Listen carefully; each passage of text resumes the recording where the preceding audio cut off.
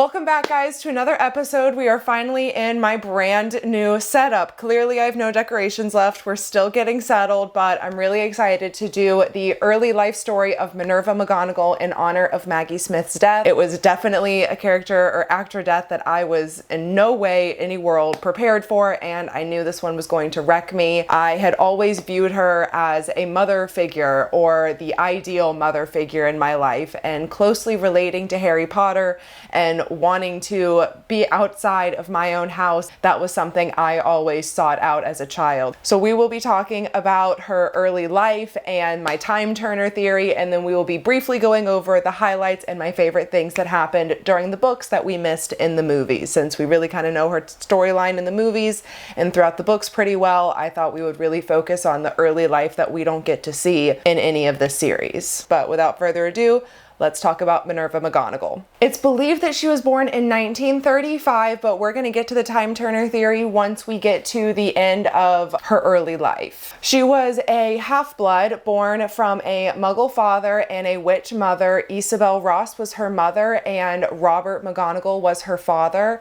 Her mother chose to live a life locking her wand away and hiding her magic from everybody. So that's kind of the life that McGonagall grew up in, hiding her magic even from her own father. And when she would do things in her early age of accidentally, having her toys fly to her or getting the cat to bring her something, there were all these weird, unexplainable things that Minerva would do at a young age that her mother couldn't explain. They would hide away from her father and eventually had to tell him the truth. And then she had two younger brothers, Malcolm and then Robert Jr.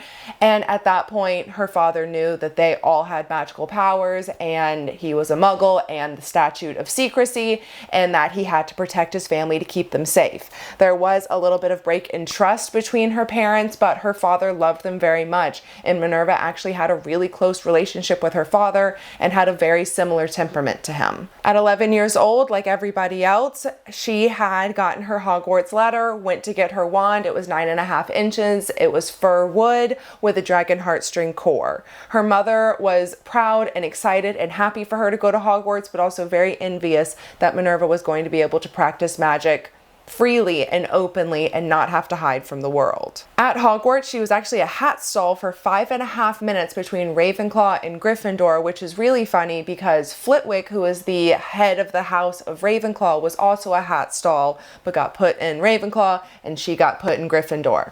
Also funny enough, she went to school with Professor Sprout. They overlapped for 2 years and they had a really close friendship when they were at school. Professor Sprout even gifted Minerva a fanged geranium plant at one point, and it flourished as their growing friendship did. As a student, Minerva absolutely got top grades, top of her class, was prefect, was head girl, was just an amazing student all around, and was even awarded the Transfiguration Today Most Promising Newcomer Award. She studied under Albus Dumbledore, who was head of the Transfiguration Department at the time, and was obviously a very stellar student. She was also a very gifted Quidditch player. We're not exactly sure what position she played. It's believed to be Seeker based on the award that we saw in the casing when we saw James Potter's award. However, with my time turner theory, there's a slight chance that that award could have actually been one of her nieces or nephews, because she had two brothers, they had magical children, they would have been at school around that time period. But again, we'll get to that once her late husband has passed in 1985. Now, the reason McGonagall was so adamant about wanting to beat Slytherin was that in her 7th year, she had this horribly tragic fall, broke several ribs, had a concussion, and they lost the house cup. So she just never got to fulfill that. So as head of house, she was always very determined for Gryffindor to beat Slytherin. Now, going off the main timeline, if she was born in 1935, then that means she would have graduated Hogwarts in 1954. We know that she went to work for the Ministry of Magic and the Department of Magical Law Enforcement for 2 years. And at the end of that, when her much older boss Elphinstone Court. It's a very complicated name. He was very fond of her and liked her. She was still in love with a Muggle man from her hometown in the Scottish Highlands, Dougal McGregor, who had actually proposed to her the summer before she went to work for the Ministry of Magic and moved away to London when she was 18 years old. But she obviously accepted and then immediately took it back because she didn't want to live the same life her mother lived, hiding her magic away from her husband. So broke off the engagement, moved away to London, but was deeply homesick and deeply unhappy. After 2 years there, she was offered a promotion and then immediately turned it down. And I wanted to say send an email, but she sent an owl to Albus Dumbledore over at Hogwarts asking if she could be considered for a teaching opportunity. And within 2 hours later, he sent an owl back to her, hiring her as a transfiguration professor. That means that 1956, she would have started as a transfiguration professor at Hogwarts, which, if you remember correctly, is after Voldemort or Tom Riddle had been at school because he graduated Hogwarts in 1945. And also Fantastic Beasts shows us that she actually was teaching at Hogwarts in 1910 when Newt and Leta Lestrange were there. Again, gets all hairy scary, and I just want to keep up with this timeline as we go so the time turner theory makes sense at the end. She taught at Hogwarts for a few peaceful years, but then the First Wizarding War rolled around and Voldemort started to gain power. While McGonagall herself never outright joined the Order of the Phoenix, she would use her ability as an animagus to transfigure into a cat and spy for the Order and for Albus, bringing the Aurors a lot of important information on Voldemort, his whereabouts, and how they were building up their army. Unfortunately, in this war, she lost her brother Robert. We have no idea what happened to Malcolm, but we also know that Dougal McGregor was horrifically murdered along with his family by Death Eaters in this whole anti-Muggle pillaging kind of thing. So it wasn't until after Dougal's death that she ever considered anyone else. In this time period, Elphinstone Court kept visiting her and visiting her and visiting her at Hogwarts and repeatedly proposed to her. Now, she turned him down every time, but after Dougal's death and after the tragedy of this war, in the early 1980s, she accepted and they were married in 1982. But after 3 very happy years of marriage, he died of venomous tentacula bite. So he died, 3 years of marriage, and McGonagall's alone again, and she goes back to move into the castle. This is where I think she actually time traveled. This would be something that would affect her so deeply that would cause her to go all the way back, early 1900s, to teach at Hogwarts, because it really doesn't make sense that she would do it at any point before this, because A, she couldn't be a teacher and a student at Hogwarts at the same time. She would have to essentially make an entirely new time loop and be unborn from her original timeline, because otherwise she would have nieces and nephews that would recognize her. If she had time traveled any time before this, then Elphinstone Court would have noticed, and granted, he was much older, so she could have gone back in time and then been the same age as him by the time they married and kind of evened out the age difference, but then he would have had to know that she time traveled, which is incredibly unlikely because you're not supposed to tell anybody at all because it really messes with the fabric of time and space. The other notion about time travel is you're actually not supposed to time travel that far back. So it also messes with what we think we know about time turners in this period. So the only thing that really makes sense is if she went so far back that she was unborn, her family would never know her, Elphinstone would ever know her. She had lost everyone she cared about. She was not in contact with her family. She lost her husband, and she had lost the man that she had loved for most of her life. Now, in the science of time travel in this Harry Potter universe, it's essentially a closed time loop. So anything that has already happened will happen. So as we see in Prisoner of Azkaban, when they think that Buckbeak has been murdered, he's already been saved and they just don't see it from their perspective. Now, the science of it is that you're not supposed to time travel farther back than 5 hours. 5 hours. So to go back decades and decades and decades, how would that not mess with the entire fabric of time? In the efforts of learning how to create time travel, there was a witch who had ever so accidentally traveled back 5 centuries and was stuck for 5 days in the 1400s. And when she returned back to her original timeline, the Tuesday after that lasted 2.5 days, and the Thursday after that lasted only 4 hours. It just became this horrible mess of time and space. So how would it ever be possible that McGonagall could go back in time, especially that far? It would mess up the original timeline. And that's why the only thing that makes sense is that a new timeline had to be created, and essentially Albus Dumbledore would be the only one that would ever know that McGonagall went to school, went back in time, and then just never seemingly went to Hogwarts in that second timeline. Now, I have my notes from when I did this theory on my TikTok a while ago, and so the math kind of mapped out as if her brothers were younger than her and she was originally born in her original timeline in 1935, then her brothers were born sometime after her. James Potter was at Hogwarts from 71 to 78. So if her brothers were born sometime after 1935, even with the 5 years after her, before 1940, they could have had a child that potentially was 11 years old or crossed over in James Potter's later years at Hogwarts when, maybe the 75 to 76, 1975, 1976 years, and they were maybe in their first few years at Hogwarts. So it makes no sense that that is our Minerva McGonagall's award. It had to be one of her nieces and nephews.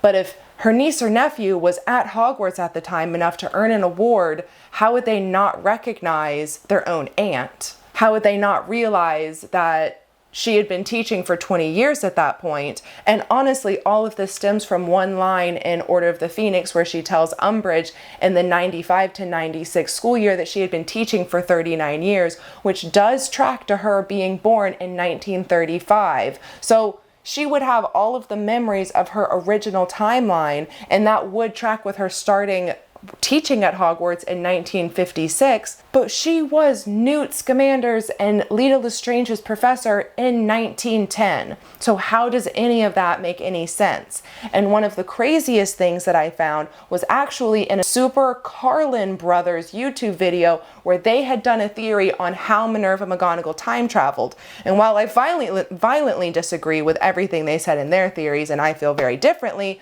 they had something in there that was very, very important. In their video that was posted 5 years ago, they had screenshots of the Wizarding World website. They had screenshots of an article that J.K. Rowling herself wrote, and it had said Minerva McGonagall was one of only a handful of people who knew or suspected how dreadful a moment it was for Albus Dumbledore in 1945 when he made the decision to confront and defeat the Dark Wizard Garrett Grindelwald, which, by the way, 1945 is the same year Tom Riddle graduated Hogwarts. So now, today, if you go look at that exact same article, that line is nowhere to be found. So I have the screenshot from 5 years ago, and I have the screenshot from today. It just falls straight into how they became friends and exchanged confidences and had a mutual lasting friendship. So those screenshots are very, very telling to me that you can't take back millions of copies of books where McGonagall says she's been teaching for 39 years in Order of the Phoenix. Those books you'll never get back. But you can sure as hell change something you wrote on the internet and think nobody will notice. You can change that. That to me is clear signs of somebody got caught in her mistake. So Minerva McGonagall had to have been his professor at that time when Tom Riddle was at school, and also was Albus Dumbledore's confidant when he defeated Grindelwald. But how is that possible if technically in the original timeline she didn't graduate until 1954? Honestly, in the very first line of the very first book, her timeline's already screwed up. Let's remember this woman was writing this book on like cafe napkins. There was no exact science to this from the beginning. She didn't ever think that anybody was going to look this finely into the details of what she did, but she did change what she wrote online. And that to me is clear signs that somebody got caught in their mistake. Now, to talk about the Harry Potter books is to talk about the character Minerva McGonagall solely. If we're dedicating this movie to Maggie Smith, let's talk about some of our favorite movie scenes from her in these movies. I think most people's number one is definitely going to be in Goblet of Fire when they are having that conversation about the Yule Ball and she pulls Ron up to do that dance with her. And honestly, her tongue twisters are absolutely phenomenal. Behaving like a babbling, bumbling band of baboons. Try saying that 5 times faster. And then one of my favorites that always makes me laugh is when she calls Harry over when him and Ron are having a free period in the 6th movie, and she tells him to go to potions class, and that Slughorn is more than happy to accept him. And she's like, you know what? Take Weasley with you. He looks far too happy over there. Just not letting it happen. Potter, take Weasley with you. He looks far too happy over there. Another one is when she is canceling the Quidditch match in Chamber of Secrets after Hermione got petrified. We can't cancel Quidditch. Silence Wood. And Oliver Wood is just going off his rocker and she just says, silence, Wood, just silence. Just knowing he's as crazy as her and not dealing with it. But however, the book is way better about that because Oliver Wood comes flying down to the ground and doesn't even get off his broom, is like running with his broom between his legs at her, screaming at her like, why are you doing this? What's going on? We have to play this Quidditch match. And honestly, one of the most goosebump moments that she gives us in this entire series is in Deathly Hallows Part 2, when she has to call upon the defenders of Hogwarts with the spell Pier Totem Locomotor. Pier Totem Locomotor. And then her line where she tells them to do their duty to the school, defend the boundaries, that part just, even just thinking about it right now, it gives me goosebumps. I love that part so much. Man the boundaries, protect us, do your duty to our school. And then especially when she tells Seamus to go blow up the bridge on the other side. And she's like, yes, make it go boom. And again, another tongue twister. Particular proclivity for pyrotechnics. As I recall, he has a particular proclivity for pyrotechnics. Honestly, Deathly Hallows Part 2 with McGonagall is some of the best filming with her. I mean, she's wonderful throughout every movie, but Part 2 really shows her skills. It shows McGonagall in this series, the way she protects her students, protects Harry, and that duel against Snape makes me sob every single time. And honestly, McGonagall's relationship with Snape is phenomenal. I love that it's always the two of them right next to one another in just about every single scene, knowing that they were the two biggest confidants of Dumbledore, and she probably knew about his actual promise to Dumbledore. She probably knew everything. Ooh, but there is one plot hole, because Professor Sprout would have known her as a student, and Professor Sprout was a professor with her. So Professor Sprout is a plot hole in my time turner theory. Back to the regularly scheduled information where I don't disprove my own theories. And I did know what I was talking about and I second guessed myself. So actually not a plot hole, because if we go off of my timeline and that she was unborn from her original timeline, then Professor Sprout would not have known McGonagall any better than her own nieces and nephews would if they saw her. She would have been erased from that original timeline completely, despite the fact that she remembers it herself. So as her own family would not remember her, Sprout would not either. So the sad part is that McGonagall would know Sprout as her schoolyard childhood friend, but Sprout would only know her as a fellow professor. Anyway, as my actual face was saying, let's go back to that. Feel free to comment your favorite McGonagall / Maggie Smith moments. I would love to hear them. I miss her dearly. Also, reminder, this is the last episode where you can earn house points. So comment a heart with the color of your house. And then next week's episode, the first weekend of October, I will be announcing September's house points winner. And then in that comment section, there will be a thread for the house winner to pick the following week's YouTube video topic. And hopefully I will find a way to DIY a house cup for you guys. I hope you all have a wonderful day. Thanks for watching. I love you all. Bye.